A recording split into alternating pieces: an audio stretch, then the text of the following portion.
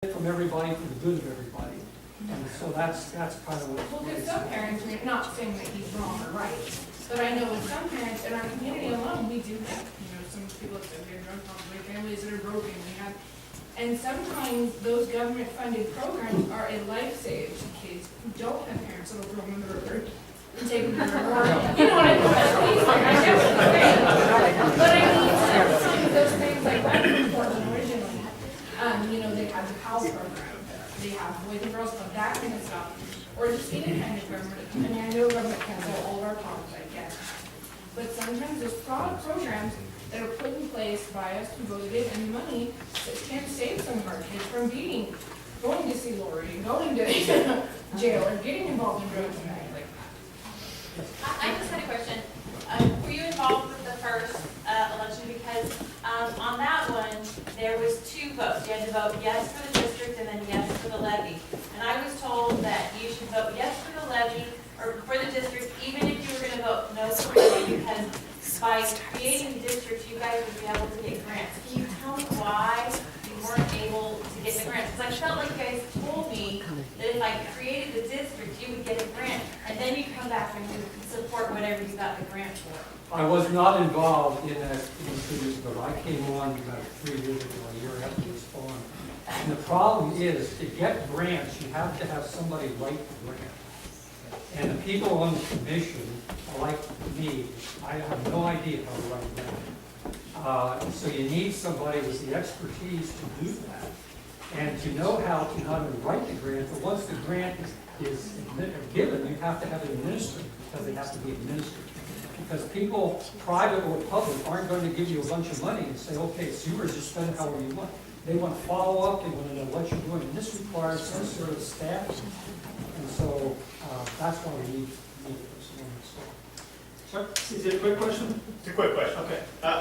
What's your title again, Woody? I'm a commissioner on the commission. How many commissioners is it? 5.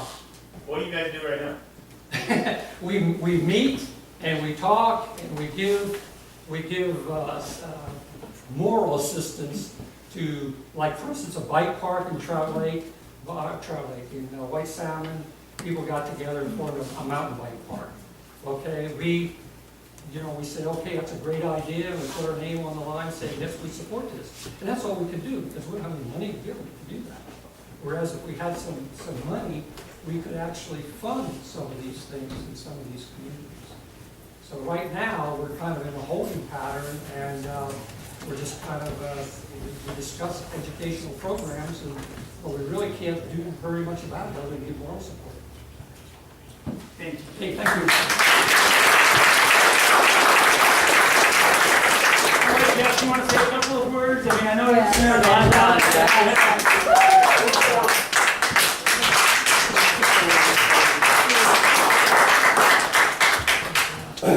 Go.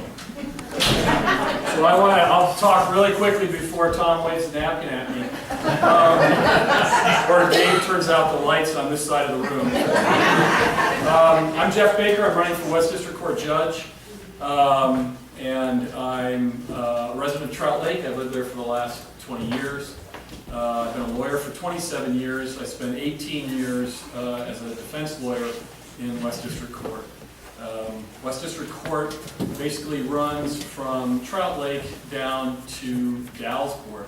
I think it takes in a little bit of Gleenwood, but I'm not on Jay's ballot, which is probably okay, and probably why I'm last, because Jay and I play basketball twice a week. It doesn't look like it, but yeah. I pretty much beat up on him. So I knew coming in here I was going to be last. But hopefully not too long. Anyway, I'm endorsed by 25 of the lawyers in Clickatack County, most of the lawyers practicing, prosecutors and defense lawyers in the community. Until tonight I was endorsed by Judge Reynolds. I hope that still stands. And I've also been endorsed by Judge Weisfield as well as Judge Rainier down in Skamania County. I would like to ask for your vote on November 4th, and I recommend the bars. They're very good.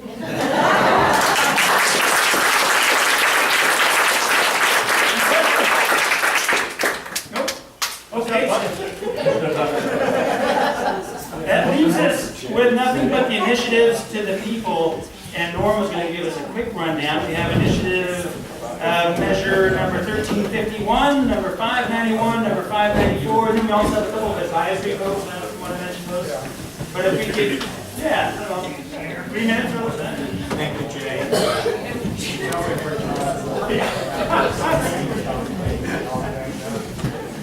I'm sure you all received something like this in the mail. And then, of course, is our voter's guide, not only for candidates, but for the issues that are coming before us when we cast our ballots, or if you have cast your ballots, or counting on November 4th. There's a number of issues that have come to us, or to you and to us.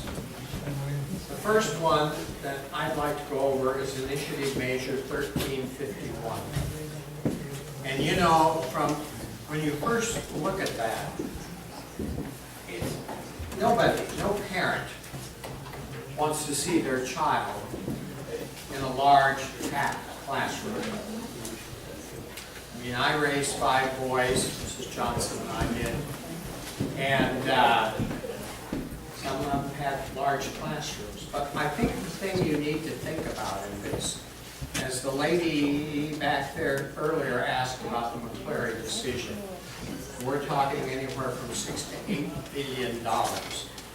This measure passes, and this is sponsored by the Washington Education Association, which is the strongest union in the state of Washington.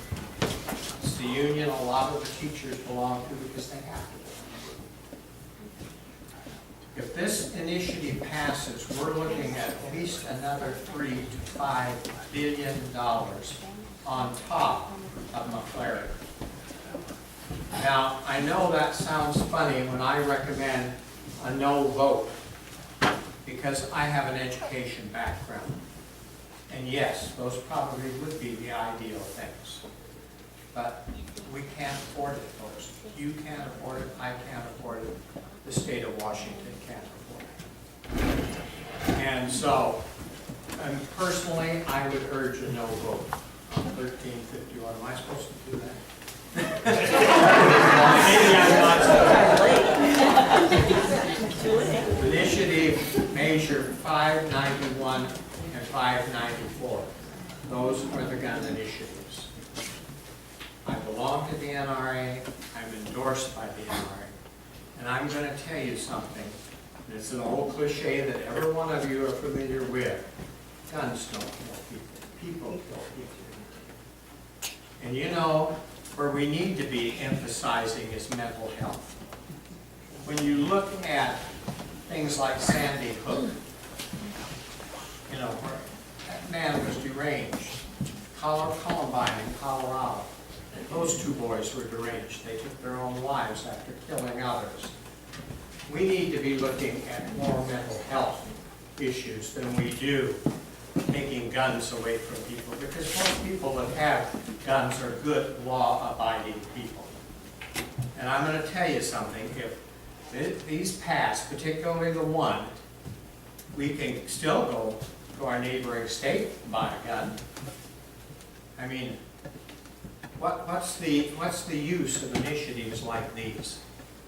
Because I think it would be better to put our efforts into helping people, getting them when they're young, and helping them with their mental issues, those that we can help, than it is to take people's guns away from them or threaten the guns away from them. I mean, it's just like Scott here. If I went up to him and I said, "Here, Scott, you don't have a gun. Here, use mine to go hunting." Well, that's not going to be legal. So my advice is a no vote on both of them. Now, the advisory votes, they come out of, a lot of them come out of Tim Eyman. 99% of the time, I agree with Tim Eyman. And I agree with him on these advisory votes because one is the 6505. That's delaying certain agricultural tax breaks to marijuana growers. Now, I don't know about you, but I voted against the marijuana bill. That's one bill they can't lay at our feet because the people of the state of Washington passed that bill. It wasn't their legislature. It was the people of the state of Washington. And I think it's a huge mistake. And I don't envy these guys that are in law enforcement one bit. Because how are you going to enforce this? It's going to be tough. So I would suggest that you go with it. You don't extend these tax breaks to the marijuana growers. The other one, 1287, is that that's a bill that mainly affects Indian tribes on the west side. The Indian tribes on the east side are large areas. The Yakimas, millions of acres. The Nespelums up in the northeastern part of the state are large reservations. What they're talking about here is that if you, or the Indian tribe, goes off of non-Indian business, or non-Indian reservations, and they establish a business, a good example of that is Emerald Downs, the horse racing track in Auburn. And this bill was brought forward by the Muckleshoots, which is the tribe that's in that area. And what happens is that they want to have the same non-tax privilege on non-Indian property that they have on Indian reservations. And those of you who are in county government, you know what that means. Where's the treasurer? The auditor? You all know what that means. You're building a budget, and you already, because some of the Yakima Nation is in Klickitat County. Most of it is in the 14th district. So you stop and you think about your counties. Only, I think, 6% of Skamania County is taxable.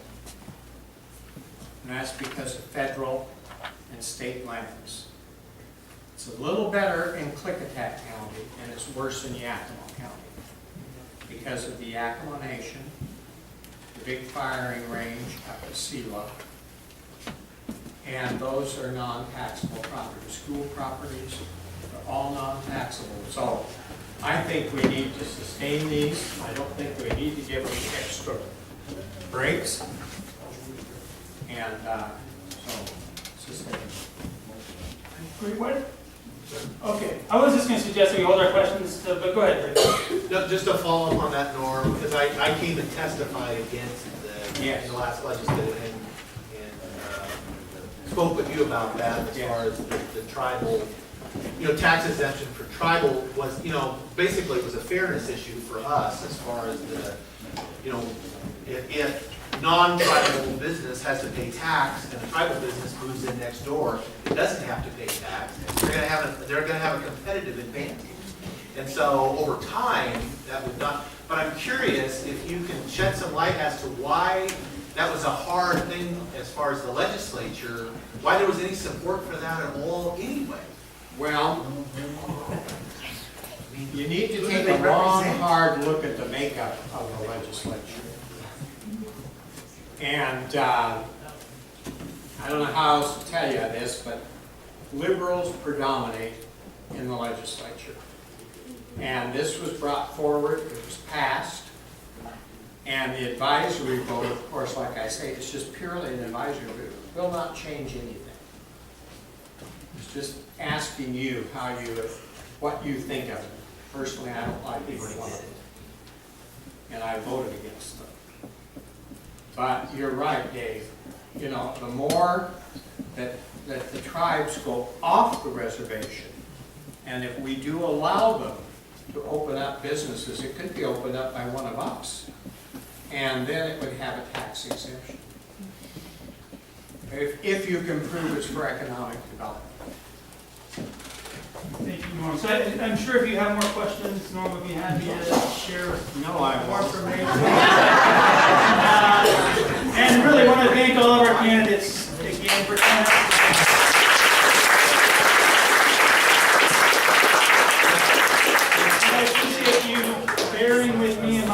attempts at moderator up here, but please enjoy the good, very, thank you all. That's it. Thank God.